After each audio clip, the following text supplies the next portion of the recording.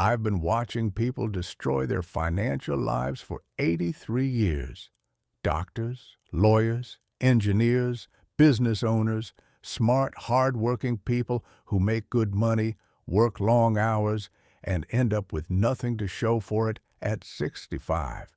And every single time, without exception, it comes back to the same money habits they refuse to examine. Here's what nobody wants to hear. Your money habits are not neutral. They're either building wealth or destroying it, every day, without pause, without mercy. The habit of checking your investment account 14 times per day is destroying wealth. The habit of upgrading your car every 3 years is destroying wealth. The habit of reading financial news and trading on it is destroying wealth. The habit of lifestyle inflation, spending more every time you earn more, is the single most reliable path to working until you die. I'm 94 years old. I've been doing this since I was 11. I've made billions, not because I'm a genius, I'm not, but because I'm developed specific money habits in my youth and maintained them for 8 decades when everyone around me was developing habits that kept them broke.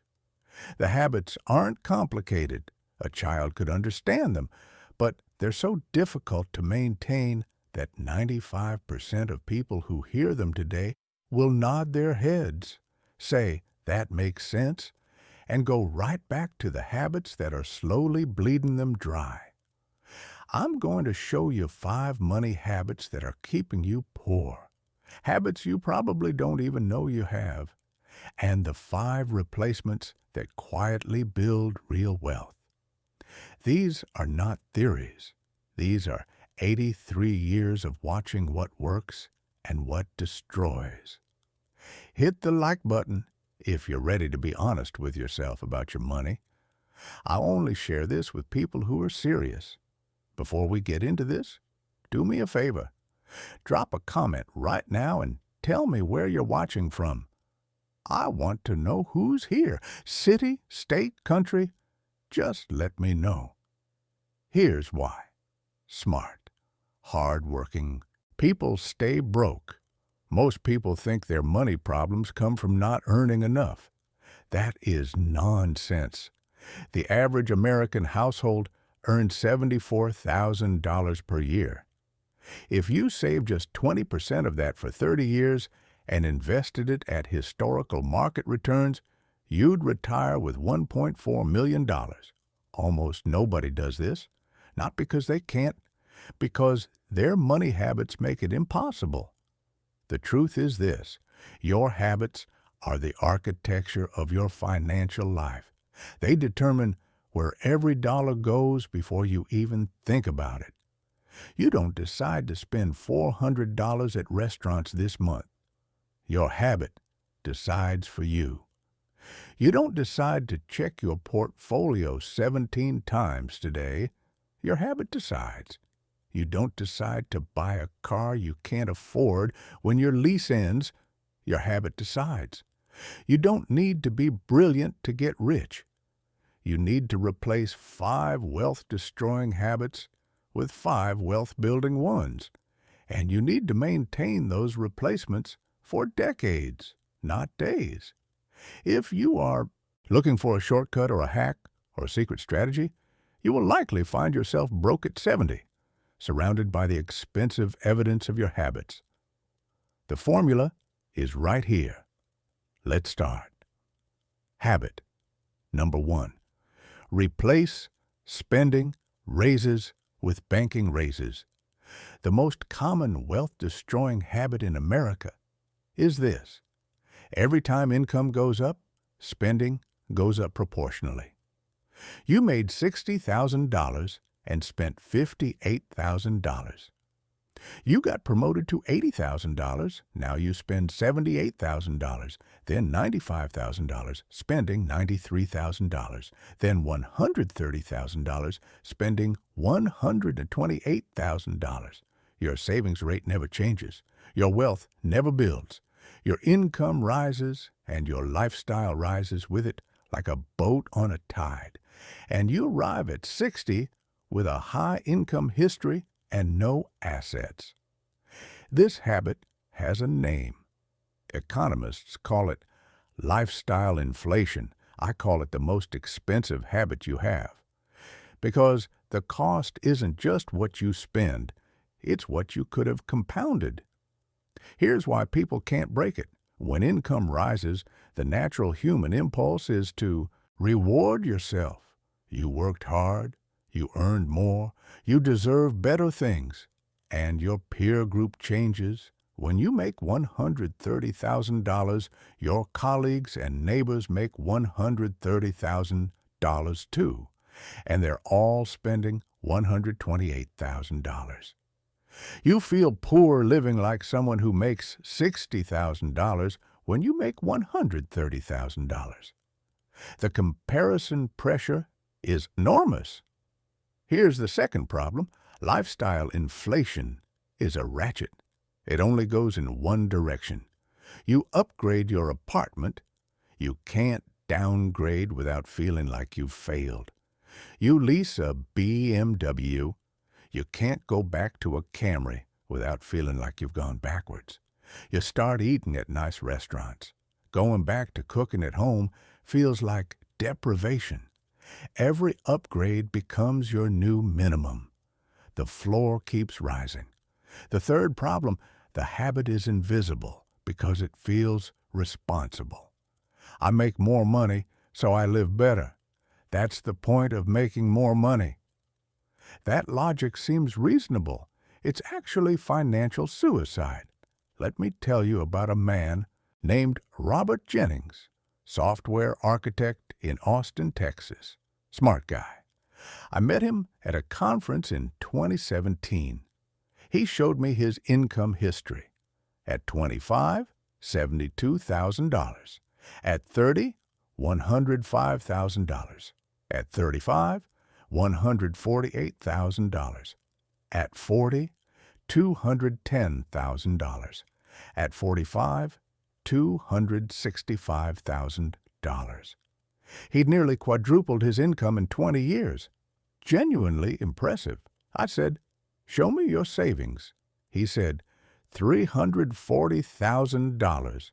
I said, "You've earned approximately $3.2 million over your career, and you have $340,000 saved. Where is the other $2.86 million?" He said, "I've been living well. Nice house, nice cars. My kids go to great schools." I said, "You have a paid-off house worth $650,000 and $340,000 in investments. Total assets, $990,000. You've earned $3.2 million and have $990,000 in assets.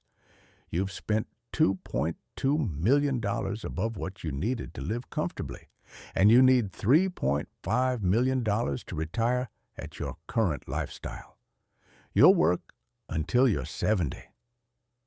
He got quiet. He was 45 years old, making $265,000 per year, and he couldn't retire for another 25 years because every raise he ever got went straight into lifestyle upgrades.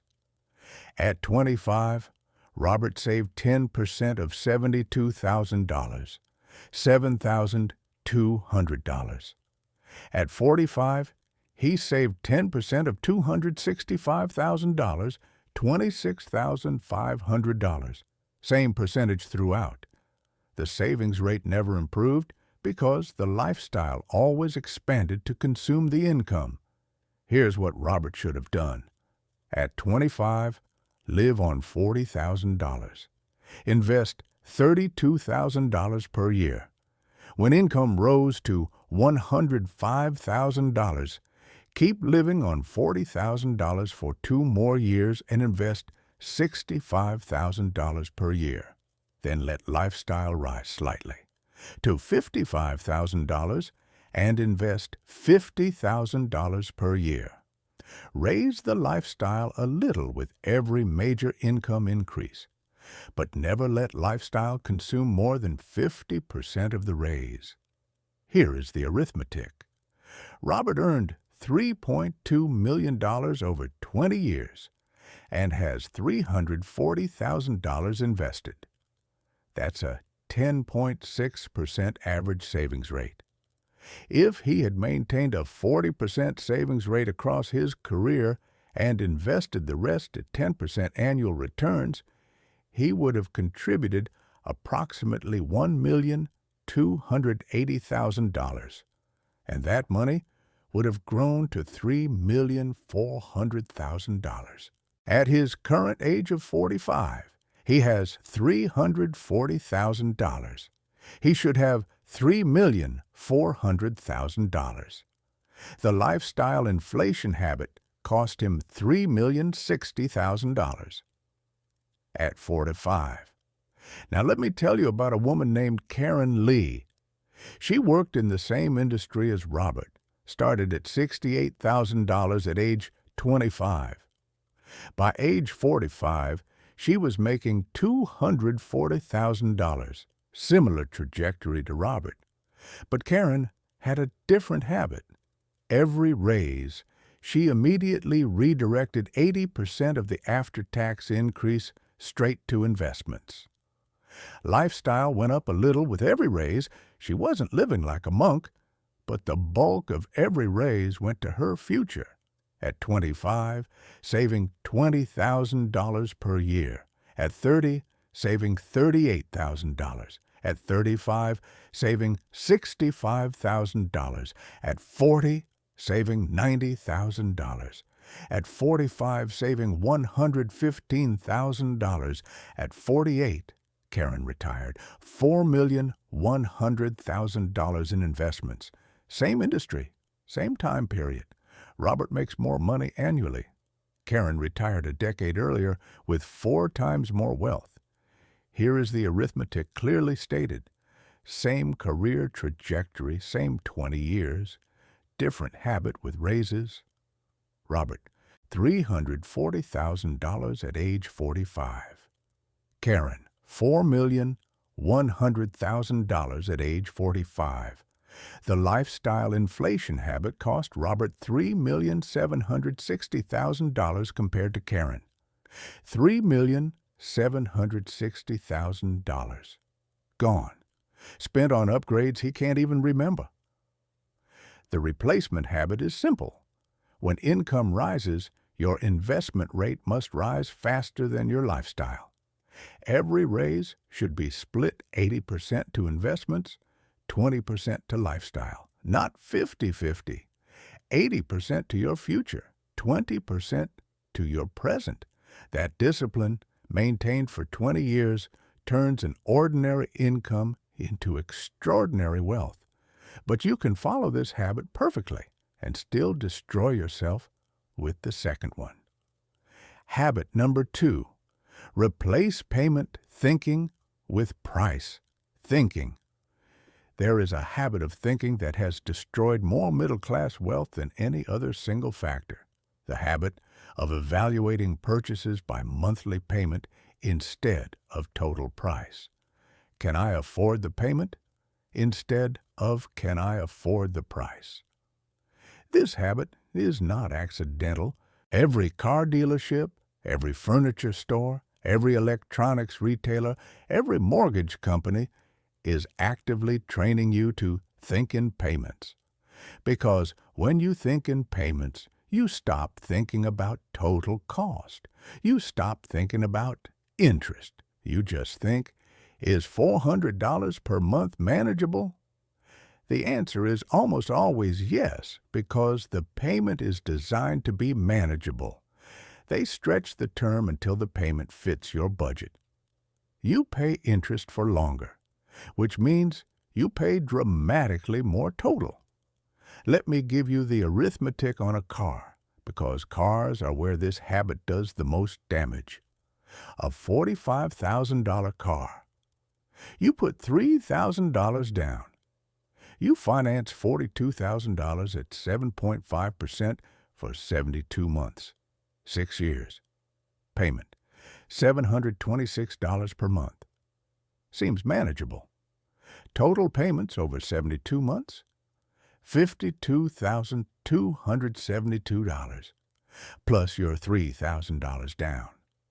Total cost, $55,272 for a $45,000 car. You paid $10,272 in interest. The car is worth $18,000 after 6 years. You paid $55,272 for something worth $18,000. But it gets worse.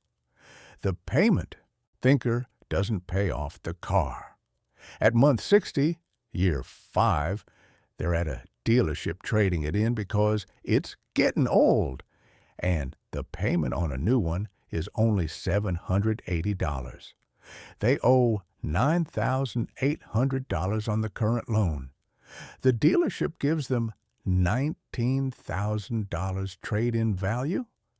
They roll the remaining $9,800 negative equity into the new loan. Now they're financing a $48,000 car with $9,800 already owed from the last one. Payment thinkers are always in a car payment. Always. From age 22 to 65, 43 years of car payments averaging $650 per month.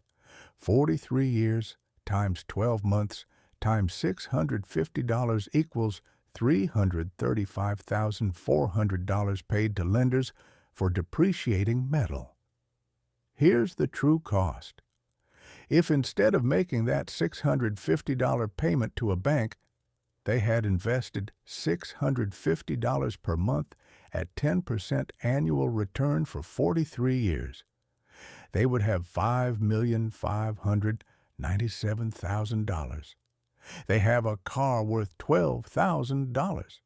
The person with the price-thinking habit has $5.6 million. Let me tell you about two colleagues, Marcus Webb and Daniel Torres, both engineers in Phoenix. Both started at 28, making $85,000 per year. Marcus was a payment thinker. At 28, he financed a new Jeep, $580 per month. At 31, he traded it for a new truck, rolling $4,200 of negative equity, $660 per month. At 34, new SUV, $710 per month. At 37, new truck, $780 per month. He always had a nice new vehicle. He always had a payment. By 2024, age 53, Marcus has made 25 years of car payments averaging $670 per month. He's paid $201,000 to lenders and has nothing to show for it. Every car was traded before it was paid off. Daniel was a price thinker. At 28, he bought a used 2016 Toyota Camry for $12,000 cash. He drove it for 9 years, then bought another used car for $15,000 cash. Over 25 years, Daniel has bought 3 used cars. Total spent on cars, $41,000. No payments, no interest, zero. Daniel invested the $670 per month Marcus was paying to lenders. From age 28 to 53, 25 years, at 10% annual return, $670 per month for 25 years at 10% equals $885,000. Marcus has 0 car-related assets. His current car is worth $14,000 and he owes $11,000. Net, $3,000. Daniel has $885,000. Same income, same 25 years, same profession, different thinking habit. The payment habit cost Marcus $882,000 compared to Daniel. He's paid his entire financial future to car lenders in exchange for always driving something that smelled new. At 53, Marcus still has a car payment. He always will because payment thinkers always do. Payments always seem manageable, and new always seems necessary. Daniel can retire 5 years early because he refused to finance things that lose value. Here is the broader arithmetic. The average American household carries $30,000 in non-mortgage consumer debt at 8% average interest. Annual interest cost, $2,400. Over 40 working years, $96,000 paid to lenders in interest alone. If instead they'd invested $2,400 per year at 10%, they'd have $1,345,000. Payment thinking costs the average American $1,345,000 over a career. Not the principal, just the interest on manageable monthly payments. For things that lost value the moment they were purchased. The replacement habit: never ask, "Can I afford the payment?" Ask, "Can I pay cash for this?" If the answer is no, you can't afford it. That's the complete rule. Simple, not easy, but that one habit change, maintained for 40 years, is worth $885,000 to $1,345,000, depending on your income level. Habit number 3, replace activity with patience. The third wealth-destroying habit is action. The compulsive need to do something with your investments, react to news, rebalance, switch strategies, trade, optimize. The belief that more activity equals better results. It doesn't. It never has. It never will. The data on this is so clear and consistent, it should have ended the debate 50 years ago. Activity costs money directly. Trading fees, tax consequences, bid-ask spreads. Activity costs money indirectly. You sell after bad news at lows and buy after good news at highs. Activity costs money psychologically. The more you check your portfolio, the more emotional your decisions, and emotional decisions in investing are almost always wrong. I know this because I've lived it from both sides. I've watched brilliant investors, people with higher IQs than me, better educations, more sophisticated models, destroy their returns through constant activity. And I've watched ordinary people with ordinary intelligence become wealthy by doing almost nothing with their investments for decades. Let me tell you about a man named Frank Callaway, retired professor in New Haven, Connecticut. I met him through a mutual friend in 2008, right at the bottom of the financial crisis. Frank was 62 in 2008. He'd been investing since 1978, 30 years. He'd never read financial news. He'd never tried to time the market. He didn't know what CNBC was. He just knew one thing. Every month since 1978, he sent $400 to Vanguard to buy the S&P 500 index fund. That was his entire investment strategy. In 30 years, he never changed this. Not in 1987, when the market crashed 22% in one day. Not in 2000, when dot-com stocks imploded. Not in 2008, when Lehman collapsed and everyone said the financial system was finished. He just kept sending $400 per month to Vanguard. Every month. 360 months, $144,000 total contributed. In December 2008, at the bottom of the worst crisis since the Great Depression, Frank's account was worth $890,000. His $144,000 had grown to $890,000 even during the worst market environment in 80 years. By 2018, it was $2,100,000. He had been retired for 10 years, living comfortably off withdrawals. Frank didn't beat the market. He didn't outperform hedge funds. He didn't have a clever strategy.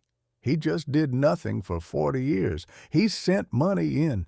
He didn't touch it. He was patient, he was inactive, and he was rich. Compare him to his colleague, Professor Stephen Grayson, same university, same starting salary, started investing at the same time, 1978. Stephen was active. He read the Wall Street Journal every day. He had opinions. He adjusted his portfolio quarterly. He was smart, smarter than Frank by any academic measure, and he used that intelligence to constantly optimize his investments. In 30 years, Stephen made 217 portfolio changes. He correctly predicted 43% of his trades, nearly half. Almost a coin flip. But his correct trades made him 8% on average, and his incorrect trades cost him 13% on average. The asymmetry destroyed him. Being right slightly less than half the time while losing more when wrong than you gain when right is a formula for financial ruin. By December 2008, Stephen had $312,000 from $144,000 invested. Frank had $890,000 from the same $144,000. Same starting capital, same time period. Frank did nothing. Stephen did everything. Frank had $578,000 more. Here's why this keeps happening. Inactivity feels irresponsible. You have money in the market and you're not managing it. You're just letting it sit there. That seems negligent, especially when markets are crashing and every instinct screams to do something. But every action has a cost. When you sell, you need to be right about two decisions: when to sell and when to buy back. If you're right 100% of the time on both, you come out ahead. If you're right 70% of the time, you roughly break even after costs. If you're right less than 70% of the time, which is everyone because nobody is right 70% of the time consistently, you lose money compared to doing nothing. The market has crashed by 20% or more 11 times since 1950. Every single time, it recovered and went to new highs. The people who sold at the bottom locked in permanent losses. The people who did nothing captured the full recovery. Here is the arithmetic. $10,000 invested in the S&P 500 in 1993 and never touched. $220,000 by 2023. $10,000 invested in 1993 but selling and sitting in cash during each of the 11 major corrections over that period. Average 6 months each. $71,000 by 2023. Same starting capital. Same 30 years. Activity cost $149,000. Inactivity made $149,000 more. The difference was doing nothing. The replacement habit. Check your investments once per year on a fixed date. Your birthday, January 1st. Pick one date and only that date. Never check between. Make no changes except automatic annual rebalancing. Delete the brokerage app. Turn off all notifications once per year. That's the entire habit. Habit number 4, replace financial entertainment with financial education. There is a habit that people think is building their financial intelligence, but is actually destroying it. The habit of consuming financial news, financial commentary, market analysis, investment newsletters, financial podcasts. People spend 45 minutes every morning reading about markets and call it education. It's not education.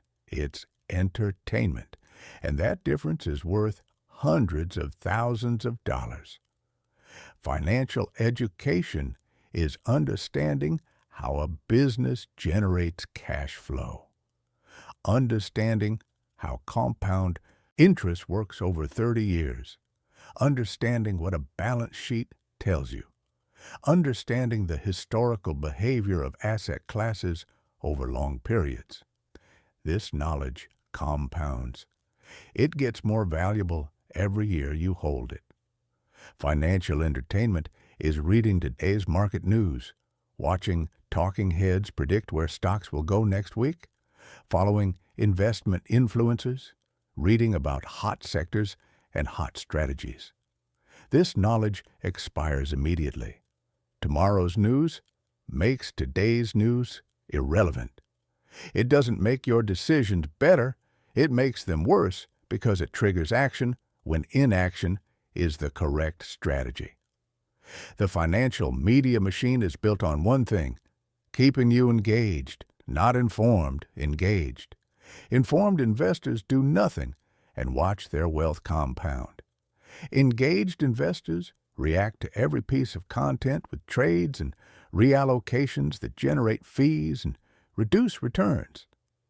Let me tell you about two women, Linda Park and Maria Chen, both accountants in Chicago in 2010, both 32 years old, both making $78,000 per year, both investing $1,000 per month in their brokerage accounts. Linda consumed financial media voraciously. 30 minutes every morning, reading MarketWatch and CNBC, checked portfolio at lunch, investing podcasts in the evening, Barron's on weekends. She felt informed. She felt educated. She was being manipulated. Every piece of media gave her new reasons to do something. Inflation concerns, rotate to tips and commodities, rate hike worries, reduced duration, recession fears, increased defensive stocks, tech bubble concerns, reduce growth allocation. She was always reacting, always responding to the latest analysis, always optimizing based on the latest concern. From 2010 to 2024, Linda made 94 changes to her portfolio, always reacting to something. She invested $168,000 over 14 years. Her account was worth $287,000. She paid $31,000 in capital gains taxes from all her trading and $8,400 in transaction fees. Net annual return after costs, approximately 6%. Maria didn't consume financial media. She had one rule: 2 foundational investing books per year, chosen deliberately, not news, not commentary. Books. She read Benjamin Graham's The Intelligent Investor. She read Buffett's shareholder letters cover to cover. She read books on accounting and business strategy and economic history. Never read market news. Never followed investing accounts online. Set up automatic monthly investments into a low-cost index fund and checked her account once per year. Maria also invested $168,000 over 14 years. Her account was worth $482,000. She paid $0 in capital gains taxes, never sold anything, so no realized gains, and $420 total in index fund fees over 14 years. Linda has $287,000. Maria has $482,000. The financial entertainment habit cost Linda $195,000 in 14 years. Here's what makes this particularly painful. Linda felt like she was building expertise. She could discuss interest rate policy intelligently. She knew what the Fed's balance sheet looked like. She had opinions on sector rotation. She sounded knowledgeable at dinner parties, but none of that knowledge made her richer. It made her a more active trader, which made brokers richer and her poorer. Maria read deeply and understood businesses at a fundamental level. She had less to say at dinner parties about markets. She had $195,000 more in her account. Here is the arithmetic. The average investor who consumes financial media actively trades 3 to 4 times per year and pays 1.2% in total annual costs from fees, taxes, and poor timing. Over 30 years, on $168,000 in contributions, that 1.2% annual drag compounds to approximately $340,000 in lost returns. The investor who ignores media, pays 0.04% in index fund fees, and makes no taxable trades, keeps that $340,000 working for them. The replacement habit: 2 foundational investing books per year. Nothing else. No news, no commentary, no podcasts about markets. 2 books per year on the fundamental timeless principles. That is financial education. Everything else is financial entertainment, wearing education's clothing. Habit number 5. Replace debt normalization with debt intolerance. The 5th and most destructive habit is debt normalization, the psychological habit of treating debt as normal, expected, and unavoidable. Everyone has a car payment. Everyone carries credit card balances. Everyone has a personal loan or 2. It's just part of modern life. That is nonsense. That is how banks profit. Debt normalization is the most profitable lie the financial industry has ever sold, and they've been selling it so effectively for so long that most people genuinely believe carrying consumer debt is normal and unavoidable. It's not normal. It's expensive, and it's destroying your ability to build wealth. Let me show you the balance sheet of a normal 35-year-old American household in 2026. Marcus and Jennifer Sullivan. Combined income, $115,000. 2 kids. Seems solidly. Middle class. They are drowning. Their debts, mortgage, $385,000 at 6.8%. $2,500 to $9 per month. Marcus's car loan, $24,000 at 7.2%, $485 per month. Jennifer's car loan, $19,500 at 6.9%, $388 per month. Credit card 1, $8,400 at 22.9%, minimum $280 per month.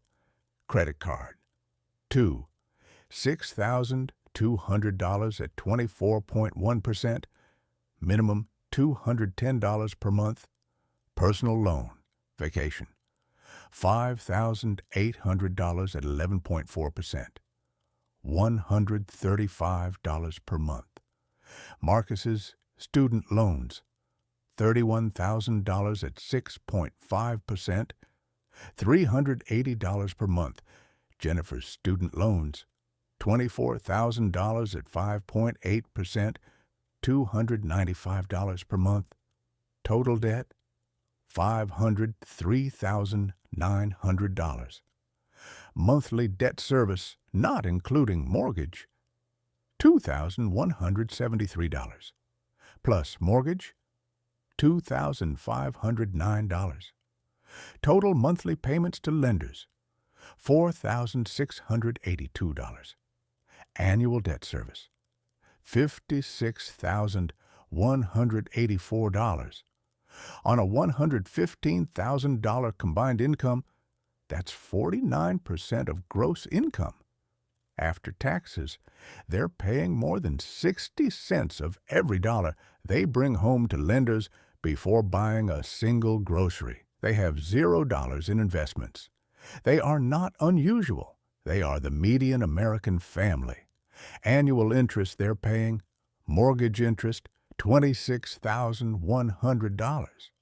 Auto loan interest, $3,123.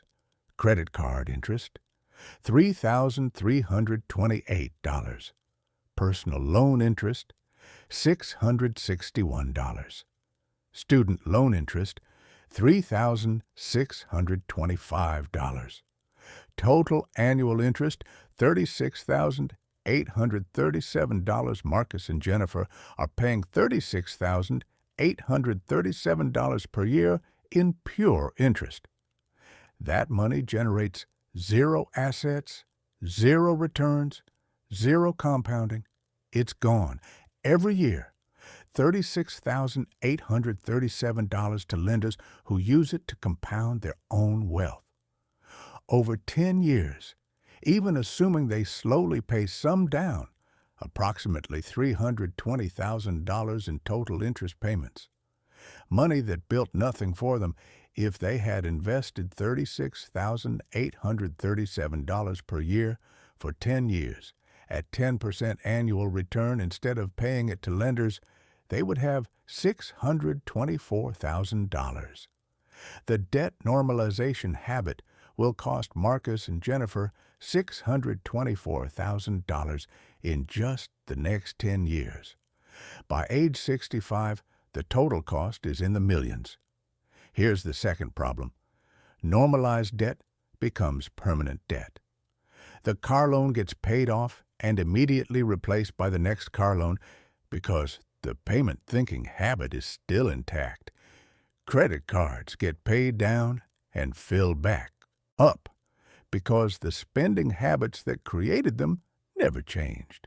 Student loans retire and are replaced by home equity lines for renovations. There's always a next loan, always a manageable payment, always a justification. Let me tell you about a couple named David and Susan Kim. Same starting point as Marcus and Jennifer. Combined income, $115,000. Same age, 35. Same year, 2016. David and Susan were debt intolerant, not slightly uncomfortable with debt, viscerally, philosophically opposed to it. Their rule: the only acceptable debt is a 15-year fixed mortgage, and only if the payment is under 25% of take-home income. Everything else gets saved for before purchased. In 2016, they had $47,000 in debt, a small mortgage, and the tail end of student loans they were aggressively eliminating. No credit card debt, no car loans. They drove paid-off Toyotas they'd bought used years earlier. By 2018, completely debt-free except the mortgage. They redirected the $1,840 per month.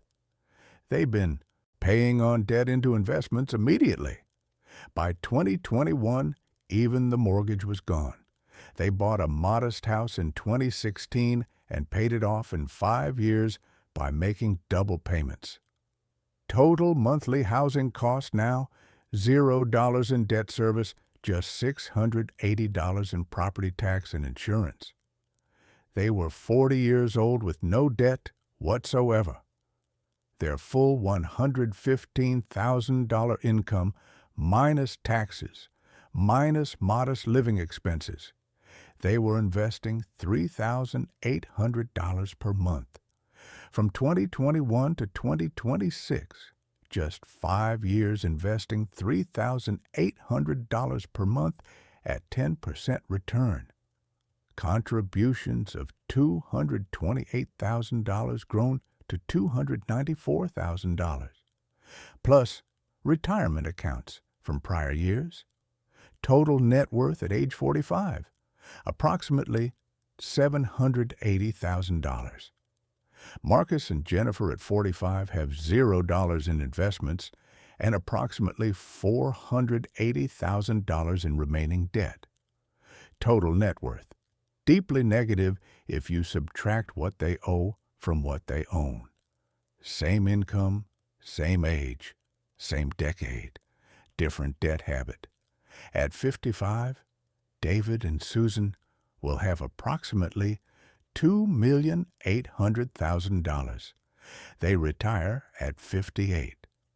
Marcos and Jennifer, at 55, will still be paying debt service if the habit hasn't changed, still investing nothing, still running on the treadmill. They work until 70 at minimum. Here is the lifetime arithmetic. $36,837 per year in interest payments, redirected to investments at 10% annual return for 30 years, becomes $6,830,000. Debt normalization costs the average American family $6.8 million over a 30-year career. Not the principal they borrow, just the interest on manageable monthly payments for things that lost value. The replacement habit: develop debt intolerance. Pay off all non-mortgage debt within 24 months using the avalanche method, highest interest rate first.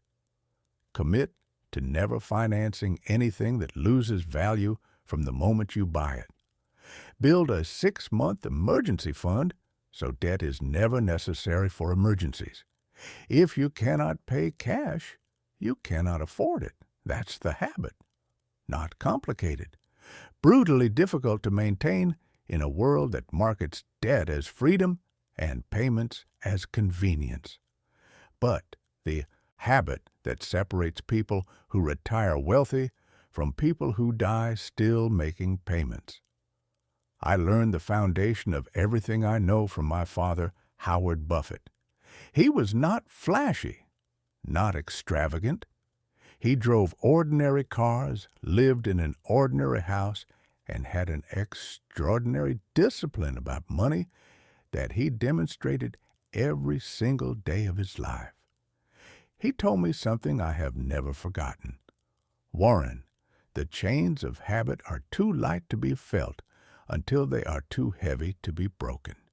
He was quoting Samuel Johnson, but he meant it as personal advice for me specifically. He'd watched families build wealth across generations through disciplined habits, and he'd watched other families, some of them earning far more money, destroy wealth through careless ones. He understood that the habits you build in your 20s and 30s become the invisible structure of your entire financial life. They determine where every dollar goes before you ever consciously think about it. And by the time most people realize their habits are destroying them, the habits are so deeply embedded that changing them feels impossible. That's the tragedy.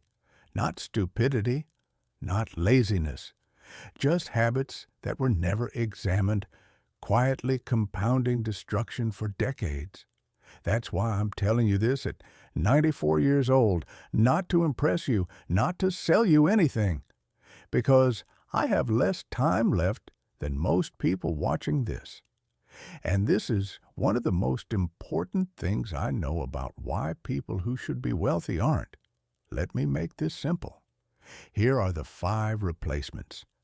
Habit 1, replace spending raises with banking raises. Every raise, 80% to investments, 20% to lifestyle. Follow this for 20 years, and you'll have millions. Ignore it, and you'll have memories of living well with nothing to show. Habit 2, replace payment thinking with price thinking. Never ask if you can afford the payment. Ask if you can pay cash. If the answer is no, you cannot afford it. That one question, asked every time, saves hundreds of thousands in interest. Habit 3, replace activity with patience. Check investments once per year, change nothing. The inactivity habit maintained for 30 years outperforms the activity habit every single time the data is examined. Habit 4, replace financial entertainment with financial education. 2 books per year on foundational principles. 0 financial news. The entertainment habit costs you 1.2% per year in friction. The education habit compounds for life. Habit 5. Replace debt normalization with debt intolerance. No consumer debt. No car loans. No credit card balances. No financing of anything that loses value. The debt habit costs the average American family $6.8 million in interest over a career. The intolerance habit puts that $6.8 million in your account instead of your lenders. These are not complicated. Every person watching this can understand all 5 in 5 minutes. But understanding them and following them are completely different things. Following them requires saying no when everyone around you is saying yes. It requires driving a paid-off Camry when colleagues drive leased BMWs. It requires leaving your investment account alone during crashes when every instinct says sell. It requires living on the same amount after a promotion when your peer group is upgrading everything. It requires being different, and most people would rather be broke together than wealthy alone. Here is your challenge. This week, not next month, not next year, pick one habit from this list and replace it. Just one. Redirect your next raise to investments. Pay cash for your next car purchase. Delete your brokerage app and set a calendar reminder to check once per year. Cancel the financial newsletter and order one foundational investing book. Make a list of every debt you own and start the avalanche. One habit. This week. Because every week you delay is another week the old habit compounds against you. I am 94 years old. I have maybe a year left, maybe less. I am telling you this because I won't be here much longer to tell you, and I don't want you to reach my age looking back at 40 years of wealth-destroying habits you never examined and wondering what you could have had. The formula is right here. Bank your raises. Think in prices, not payments. Do nothing with your investments. Read instead of watching financial news. Tolerate 0 consumer debt. Follow those 5 habits for 30 years and you will retire wealthy. Ignore them and you will work until you can't, or until someone makes you stop. Your choice. Now, if you want more brutal honesty about money, timeless principles that actually work instead of get-rich-quick garbage, subscribe to this channel. We don't promise easy. We don't promise fast. We promise truth.